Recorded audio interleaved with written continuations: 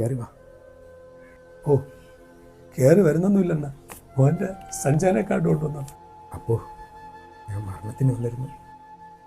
ആ തിരക്കിനിടയിൽ അണ്ണനെ ഞാൻ കണ്ട്.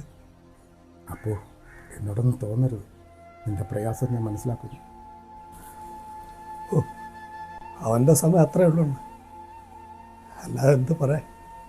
എന്നാലും ശരിയണ്ണ, ഞാൻ ഇറങ്ങിയാണ്.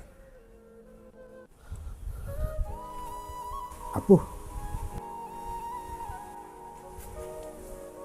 ആ എന്തെണ്ണ? എടാ, നിൻ്റെ വിഷമം ഞാൻ മനസ്സിലാക്കുന്നു. ഇക്കാര്യത്തിൽ എനിക്ക് നല്ല വിഷമമുണ്ട്. ഓ, രാവിലെ 4:30 കഴിക്കുമണ്ണ. ഇനിയിപ്പോൾ അത് വേണ്ടല്ലോ. എടാ, ഞാനാണ് അവന് ചായ ഇട്ട് കൊടുക്കുന്നത്. 5 മണിയാകുമ്പോൾ കഴിക്കും.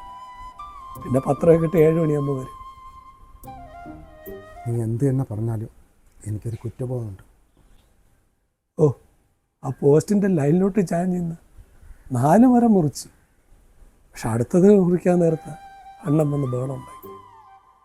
അതുകൂടെ മുറിച്ചിരുന്നെങ്കിൽ ആ ലൈനും പോസ്റ്റും കൂടെ എൻ്റെ ചെറുക്കൻ്റെ വീതം കൂടെ വിടില്ലായിരുന്നു. അല്ല അണ്ണ? അതാടാ എൻ്റെ ഭാഗത്തുനിന്ന് വന്ന് ഒരു വീഴ്ച. ഓ, നേരം വെളുത്തല്ലെണ്ണ പറഞ്ഞത്. ലൈനൊക്കെ പൊട്ടിയപ്പോൾ തന്നെ വെളിച്ചമില്ലല്ലോ. ഹൈറിട്ടത്ത് എങ്ങനെ കാണാൻ? അവൻ്റെ വിധിയണ്ണ, അല്ല എന്ത് പറയാൻ. നീ പറഞ്ഞത് ശരിയാണ്. ഞാനാണ് ബഹളം വെച്ച് അവരാ മരം വെട്ടാത്തത്. വെട്ടാമെന്ന ഉദ്യോഗസ്ഥരെ വിരട്ടിയില്ല അണ്ണ. അവരും പറഞ്ഞില്ലേ ആ മരം കൂടെ മുറിക്കണമെന്ന്. അണ്ണൻ കേട്ടില്ല. എടാ, ഞങ്ങളുടെയൊക്കെ പ്രതീക്ഷയായിരുന്നുണ്ടാവാൻ.